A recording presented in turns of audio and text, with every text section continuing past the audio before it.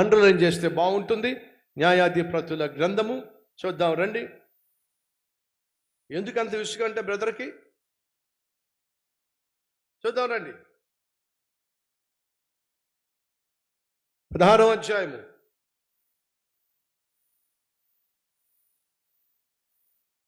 16వ వచనం. న్యాయాధిపతులు 16:16. ఆమె అనుదినమును మాటల చేత అతనిని బాధించి తొందర పెట్టుచున్నందున అతడు ప్రాణము విసిగి చావగోరెను. అప్పుడు అతడు తన అభిప్రాయం అంతయు చెప్పేశాడు. ఎక్కడుంది నీ బలం? ఎక్కడుంది నీ బలం? నువ్వు నన్ను ప్రేమిస్తున్నట్లయితే నీ బ్యాంక్ బ్యాలెన్స్ చెప్పు, అంతేగా. నీ debit card, credit card pin ఏమిటో చెప్పు. చెప్పకపోతే విసిగించి పడేయటం. వినండి, ఏముంది ఇక్కడ? బహుబలాఢ్యుడండి.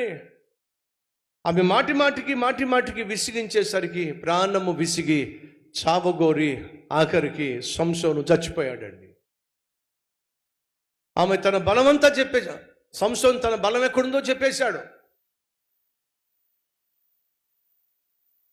నా జుట్టులోనే నా బలం ఉంది. నేను నాజీరు చేయబడిన వాడిని, ప్రత్యేకించబడిన వాడిని. ఆ జుట్టు కట్ చేసినట్లయితే నా బలం నన్ను విడిచిపెట్టేస్తుంది.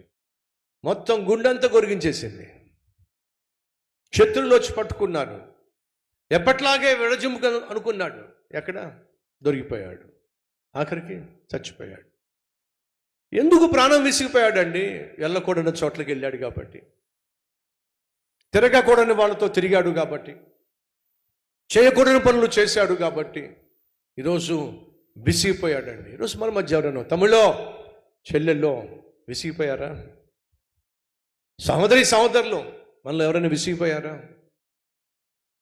విసుగొచ్చేస్తుందా? దానికి కారణం తెలుసా? నువ్వు చేసిన తప్పే, వేసిన తప్పుడు అడుగులే, చేసిన తప్పుడు పనులే నీ మీద నీకే చిరాకు పుట్టిస్తుంది, నీ మీద నీకే కోపాన్ని పుట్టిస్తుంది, నీ మీద నీకే విసుగొచ్చేస్తుంది. చచ్చిపోతే బాగుండనే మాటలు వచ్చేస్తున్నాయి.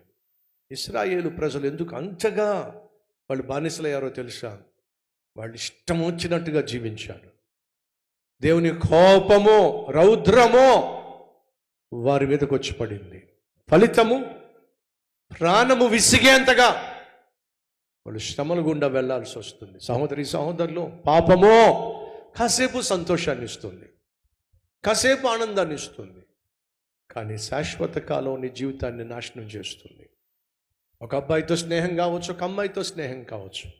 ఆ కాసేపు నీకు సంతోషంగా ఉండొచ్చు, కానీ చేయకూడని తప్పులు చేసినప్పుడు, జరగకూడనివి జరిగినప్పుడు, వాడు నిన్ను వాడుకొని ఆ తర్వాత నిన్ను వద్దు అన్నప్పుడు నీకు అప్పుడు అర్థమవుతుంది ఇప్పుడు ఎంత మోసగాడు, ఎంత పాపిష్టోడో. చిచ్చే, నన్ను వాడుకొని విడిచిపెట్టేవాడిని ప్రాణ స్నేహితుడిగా భావించి నా జీవితాన్ని అప్పగించాను, బ్రతికి ఏం ప్రయోజనం, చస్తే బాగుండు అని ఇప్పుడు అనుకుంటున్నావు. ఎందుకు అనుకుంటున్నావు చెప్పు? ఓ మోసగాడిని నమ్మేశావు, ఓ మోసగత్తెని నమ్మేశావు, ఓ మాయగాడిని నమ్మావు, ఒక మాయదారి మనిషిని నమ్మేశావు. నీ జీవితం నాశనం చేసేసుకున్నావు. సరదా కోసం ప్రారంభించావు, అది కాస్త నిన్ను సమాధి చేసే స్థాయికి చేరుకుంది. అర్థమవుతుందా? జాగ్రత్త. ఈరోజు మనలో ఎవరైనా ప్రాణము విసిగిపోయే పరిస్థితికి వస్తున్నారేమో, ఆ పరిస్థితికి కారణం ఏమిటో ఒకసారి ఆలోచన చేయండి. ఈ ఐగుప్తు రాజు ఏం చేశాడో తెలుసా?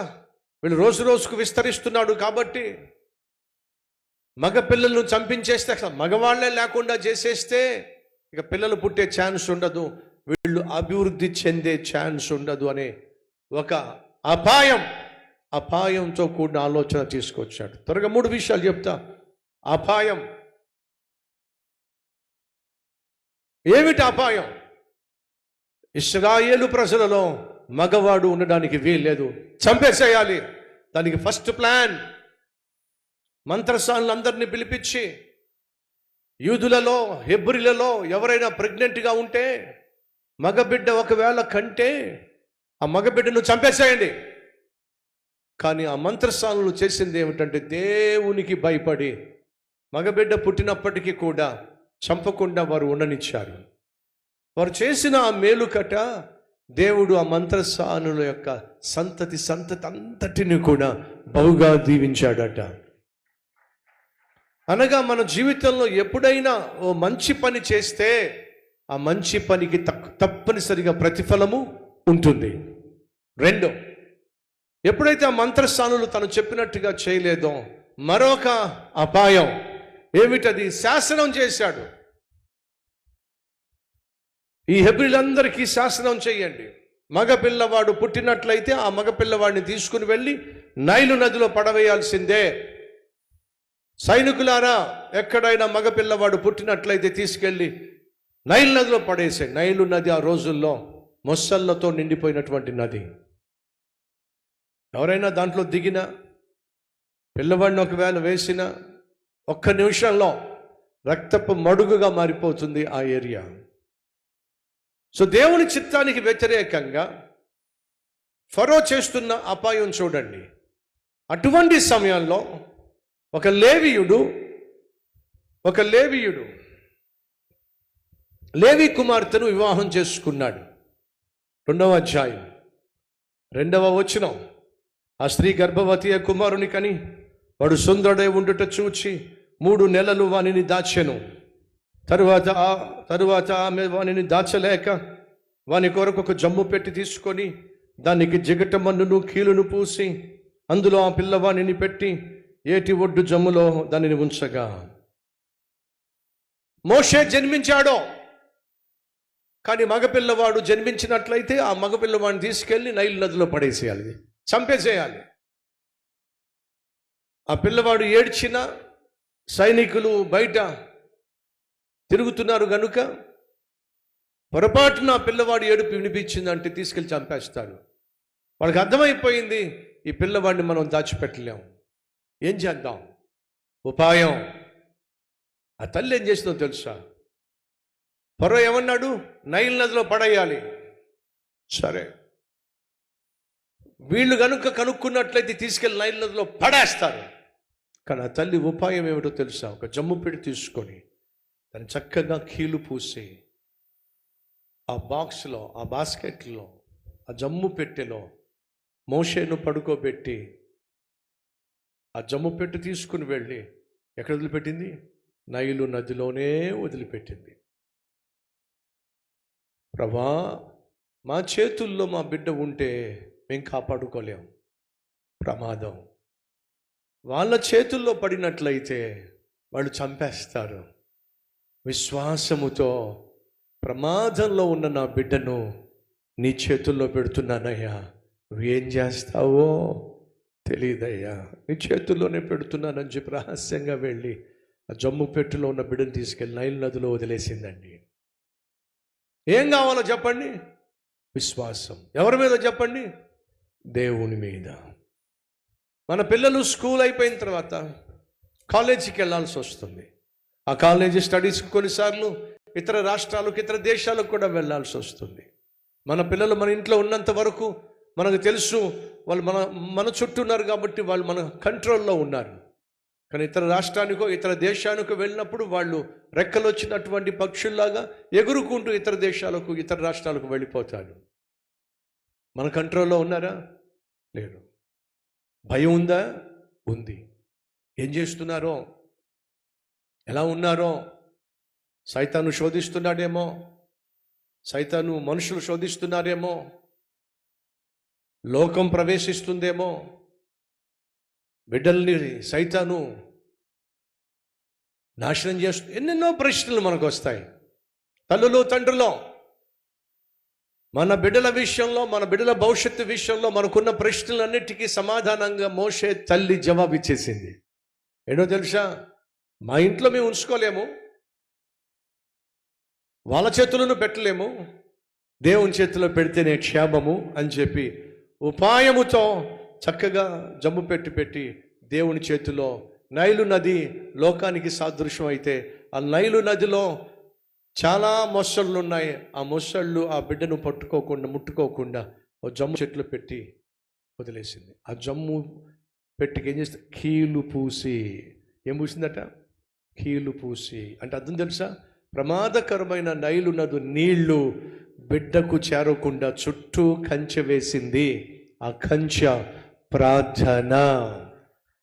ఏ తల్లి అయితే, ఏ తండ్రి అయితే బిడ్డల చుట్టూ కంచె వేసుకుంటారో, ప్రార్థన అనే కంచె వేస్తారో, విను తల్లి, విను తండ్రి, ఖచ్చితంగా ఆ బిడ్డలకు భద్రత ఉంటుంది.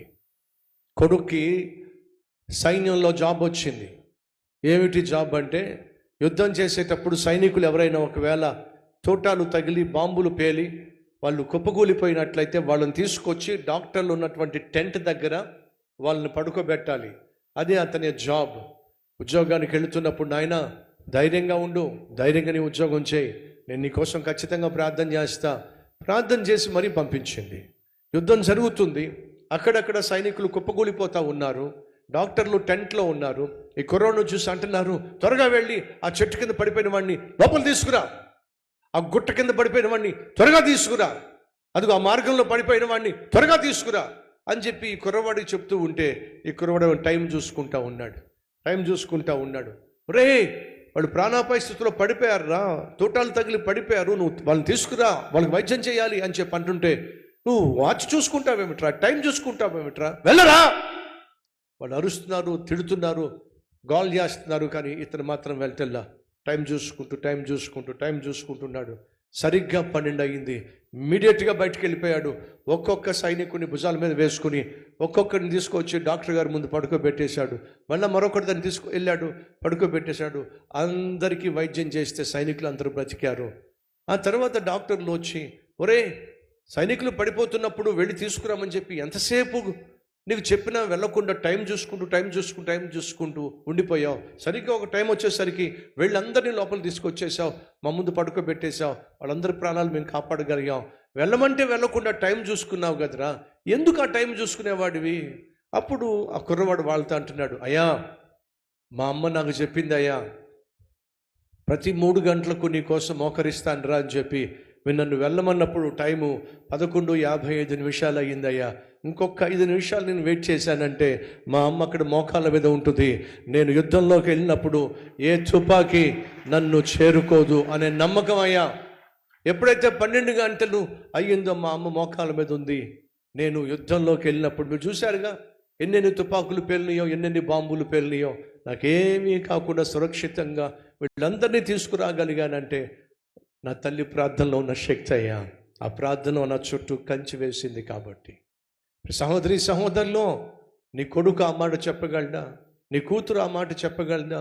నేను ఇంత యథార్థంగా జీవిస్తున్నానంటే, పరిశుద్ధంగా జీవిస్తున్నానంటే, ఇంతగా చదువుకోగలిగానంటే, ఈ స్థాయికి నేను చేరుకోగలిగానంటే అది నా తండ్రి ప్రార్థన, అది నా తల్లి ప్రార్థన అని నువ్వు చెప్పగలరా? ఒకసారి ఆలోచించండి. ఆ తల్లి జమ్ము పెట్టి చుట్టూ ఏం చేసింది? కీలు పూసి భద్రతను ఏర్పాటు చేసి ఉపాయము. మరోవైపు మిరియాముకు చెప్తుంది, నువ్వు దగ్గరుండు, ఆ పెట్టి ఎలా వెళ్తుంది, ఎక్కడికి వెళ్తుంది జాగ్రత్తగా చూస్తూ ఉండు, పరిశీలిస్తూ ఉండు అని చెప్పింది. మిరియాము వెళ్ళి ఆ పెట్టె జమ్ము పెట్టి వెళ్తున్న అదే మార్గం నడుచుకుంటూ వెళ్ళింది. తల్లి ఏమో విశ్వాసంతో దేవుడి చేతిలో పెట్టింది. నా కొడుకు ప్రాణం ప్రమాదంలో ఉందయ్యా, ఏం చేస్తావో తెలియదు, నా కుమారుని కాపాడు అని చెప్పి దేవుని చేతిలో పెట్టింది. దేవుడి చేతిలో పెట్టబడిన ఆ జమ్ము పెట్టి ఫరో కుమార్తె ఎక్కడైతే స్నానం చేయడానికి వస్తుందో అక్కడికి వచ్చింది. ఫరో కుమార్తెకు కొడుకులు లేరు, కూతుర్లు లేరు.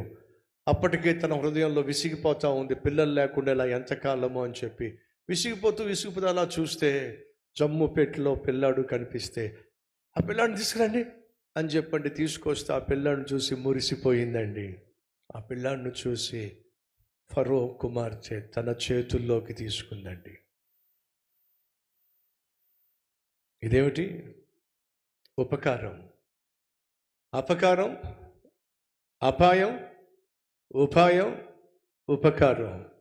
దేవుడు ఎక్కడికి చేర్చాడో తెలుసా? మోషేను ఇక చంపడానికి వీలు లేనటువంటి చేతుల్లోకి దేవుడు చేర్చాడండి. ఎంత అద్భుతం!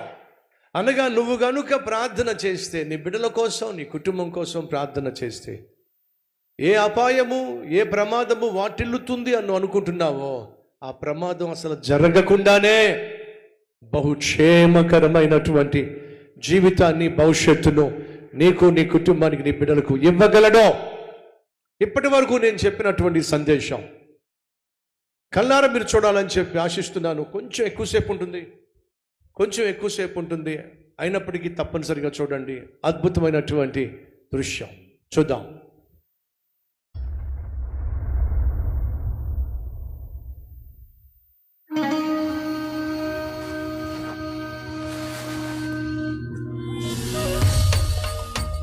గోషేనులో యాకోబు కుటుంబం స్థిరపడి తరతరాలుగా విస్తరించింది.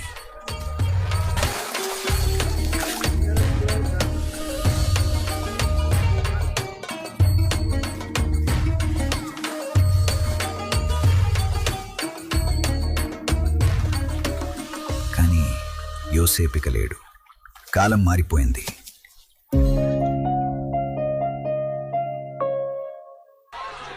గోషేనులో హెబ్రీయులు తరతరాలుగా వృద్ధి చెందుతూ ఆ ప్రాంతమంతా విస్తరించారు.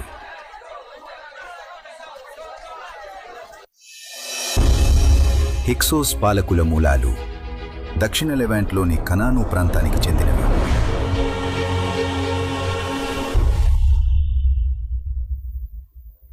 వారు వాయవ్య సెమిటిక్ కనానీయులు, స్వదేశీయ ఐగుప్తీయులు కాదు.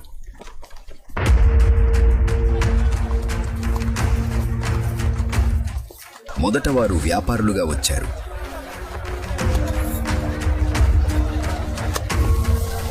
కానీ గుర్రాలు, యుద్ధరథాలు, మిశ్రమ విల్లులను పరిచయం చేశారు.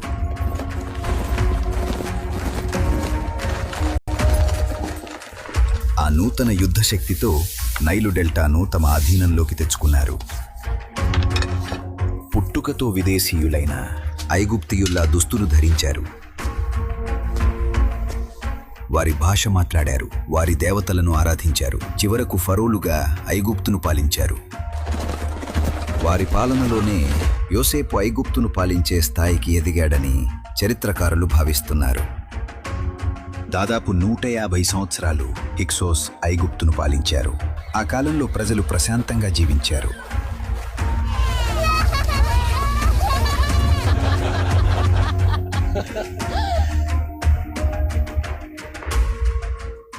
ఆ తర్వాత స్వదేశీయ రాజు అహ్మోస్ వారి పెరుగుతున్న శక్తిని చూసి యుద్ధానికి దిగాడు.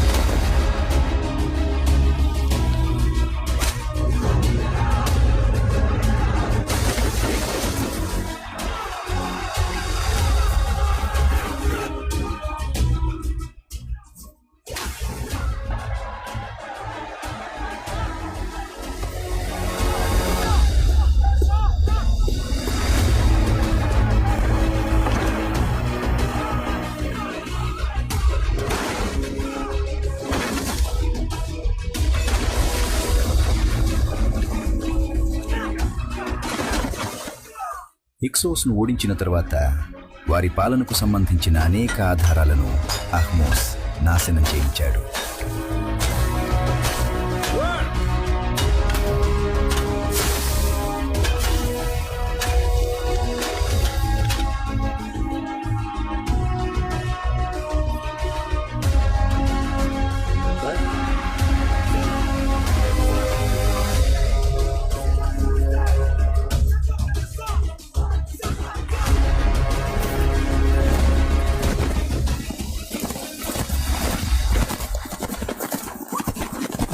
మూడు 300 సంవత్సరాల తరువాత ఐగుప్తు కొత్త ఫరోకు యోసేపు గురించి తెలియదు.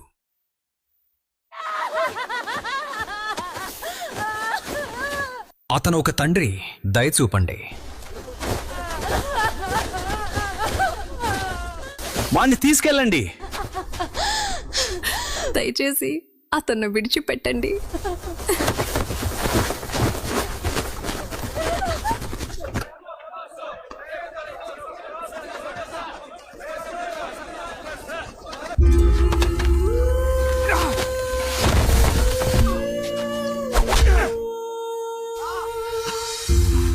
లేచి నడువు.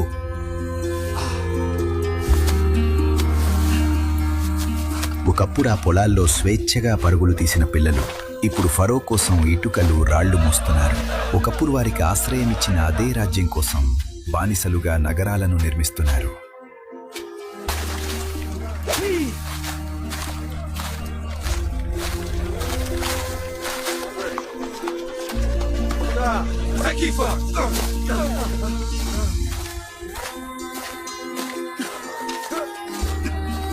బహు కఠినమైనటువంటి బానిసత్వం.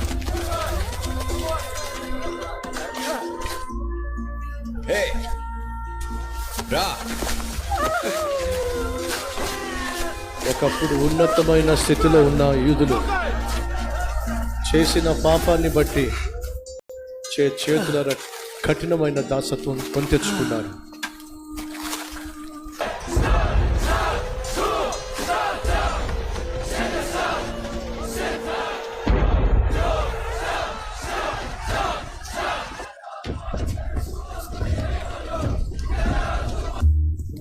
ఫరో హెబ్రీ మంత్రసానులను పిలిపించాడు.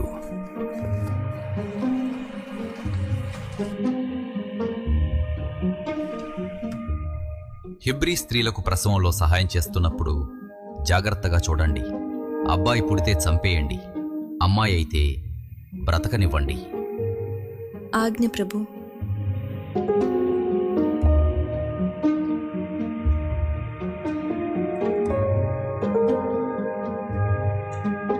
షిఫ్రా, పూయ తలవంచి వెళ్ళిపోయారు. కాని ఫరో కన్నా దేవునికే ఎక్కువగా భయపడ్డారు. అందుకే ప్రతి హెబ్రీ అబ్బాయి ప్రాణాలతో బయటపడ్డాడు.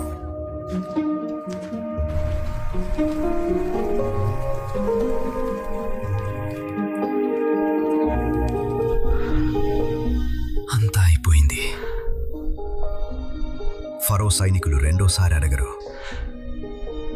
అబ్బాయి పుడితే ఇప్పుడే ఆ మాట అనొద్దు.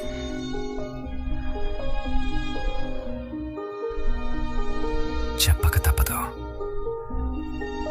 ఎదుర్కొనేందుకు సిద్ధంగా ఉండాలి.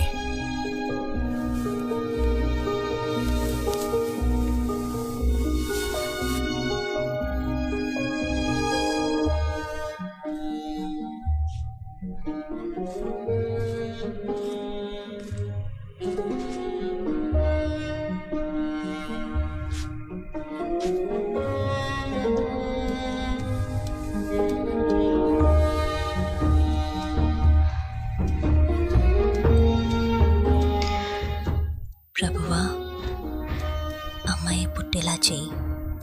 తల్లిదండ్రుల ఆశ ఒక ఆడబిడ్డ, కాని దేవుడు ఒక మహా విమోచకుడిని సిద్ధం చేశాడు.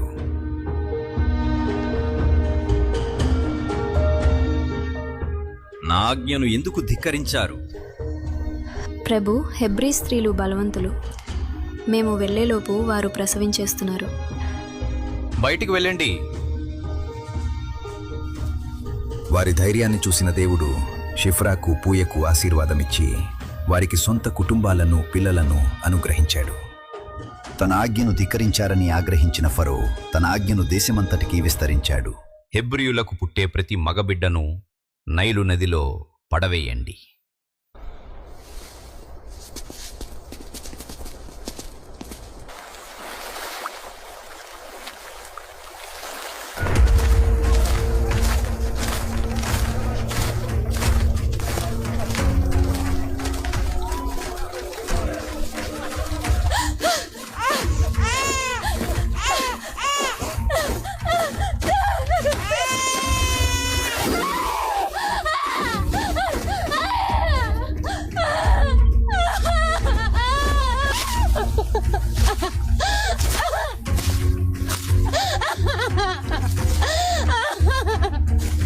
నా బిడ్డ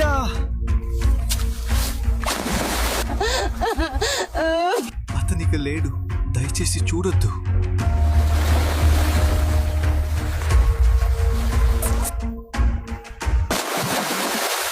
అయ్యో దేవా, దయ చూపండి. వద్దు, నా బిడ్డను వదిలేయండి.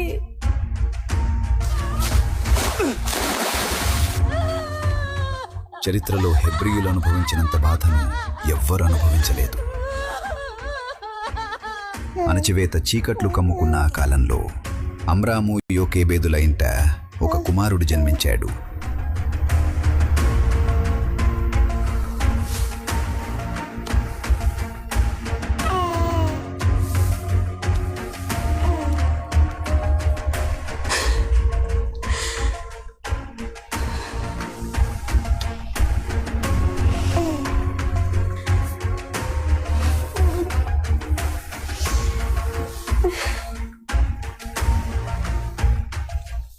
ఐగుప్తు సైనికులకు చిక్కకుండా దేవుడు ఆ శిశువును కాపాడాడు. 3 నెలల పాటు అమ్రాము యోకేబెదు అతన్ని దాచిపెట్టారు. కానీ గడిచే ప్రతి వారంతో ప్రమాదం మరింత దగ్గర పడింది. ఇక దాచిపెట్టడం అసాధ్యమని గ్రహించి వారు ఒక కఠినమైన నిర్ణయం తీసుకున్నారు.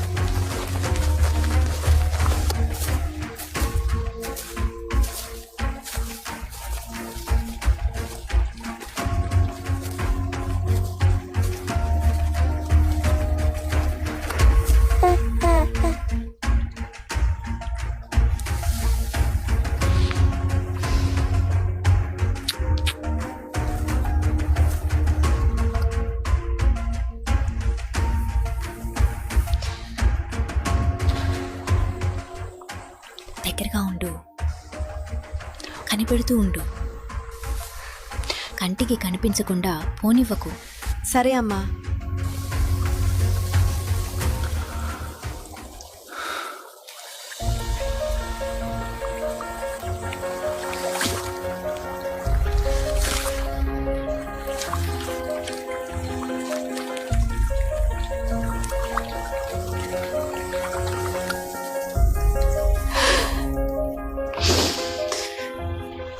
దేవుని ప్రణాళిక ఫరో రాజభవనంలోకి చేరటానికి నైలు నది మార్గమైంది.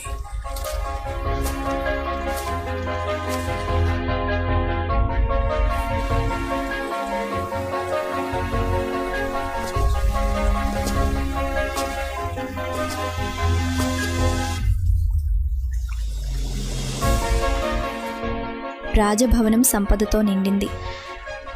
నా హృదయం మాత్రం వెలితిగానే ఉంది.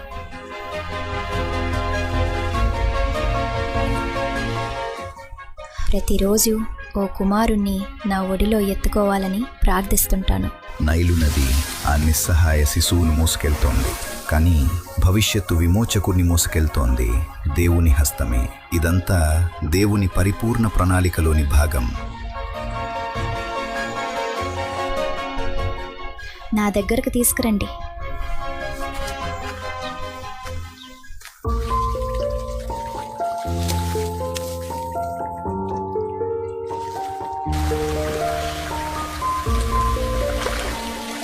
కరుణగల ఐగుప్తు రాజకుమార్తె తన తండ్రి ఆజ్ఞను ధిక్కరించింది. ఆ అందమైన శిశువును చూసి ఆమె హృదయం కరిగిపోయింది. ఆ శిశువే మోషే.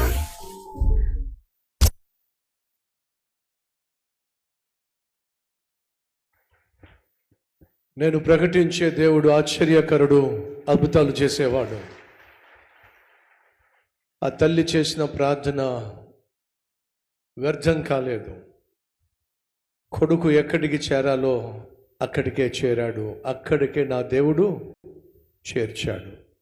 అలాగే నీ కుమారుడి విషయంలో, నీ కుమార్తె విషయంలో, నీ కుటుంబ విషయంలో, నీ భవిష్యత్తు విషయంలో నువ్వు చేసిన ప్రార్థన ఫలితంగా నిన్నెక్కడికి చేర్చాలో దేవుడు సుస్థిరమైనటువంటి స్థానానికి చేరుస్తాడు. నమ్మిన వాళ్ళు నాతో పాటు కలిసి ప్రార్థన చేస్తారా? ప్రతి ఒక్కరు ప్రార్థనలోకి ఇవ్వించండి. ఏ ఒక్కరూ లేవకండి. ఇంకొక 10 నిమిషాలు కూర్చోగలిగితే సంపూర్ణంగా ఆరాధనలో మీరు కూర్చున్నవారు అవుతారు. ఈ సహోదరి సహోదరులు దయచేసి గమనించండి. ఒకప్పుడు నువ్వు ఎంత అద్భుతమైన జీవితం జీవించినా అపవిత్రతకు నువ్వు తావిస్తే,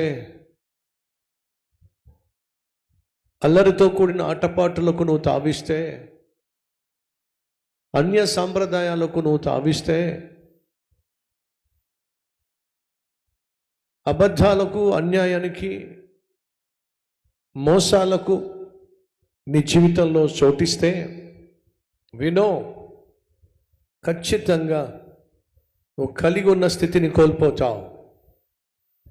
కఠినమైనటువంటి కరువులో మునిగిపోతావు. వారు చేసిన పాపమే వారు కలిగి ఉన్న ఉన్నత స్థితిని కోల్పోయి కఠినమైన దాసత్వానికి, జీవితమే విసిగిపోయే స్థానానికి వాళ్ళు చేరాల్సి వచ్చింది. తమ్ముళ్ళు, చెల్లెళ్ళు, సహోదరి సహోదరులు, పాపము నీ జీవితాన్ని విసిగించేస్తుంది, విరక్తి పుట్టిస్తుంది, విరిచిపడేస్తుంది, విచ్ఛిన్నం చేస్తుంది. ఆ రోజు రాకుండా ఉండాలంటే ఈరోజు ఆ తీర్మానం తీసుకో. ప్రభువా, నీ చిత్త ప్రకారమే నేను జీవిస్తానయ్యా, నువ్వు ఆశించినట్టుగా నేను బ్రతుకుతానయ్యా, నీకు దూరంగా వెళ్ళి నా ఇష్టానుసారంగా జీవించి నేను సాధించగలిగింది ఏమీ లేదయ్యా అన్నవాళ్ళు, ఆ ప్రార్థన చేసేవాళ్ళు మీ హస్తాన్ని ప్రభు చూపిస్తారా? పరిశుద్ధుడా, నీ బిడ్డలు ఓ విలువైన తీర్మానం తీసుకుంటున్నాను. నా ఇష్టం నేను చేస్తే నాకన్నీ కష్టాలే వస్తాయి. నీ ఇష్టం మేము చేస్తే మా కష్టాలు కూడా నాయన ఆశీర్వాదాలుగా మారుతాయి.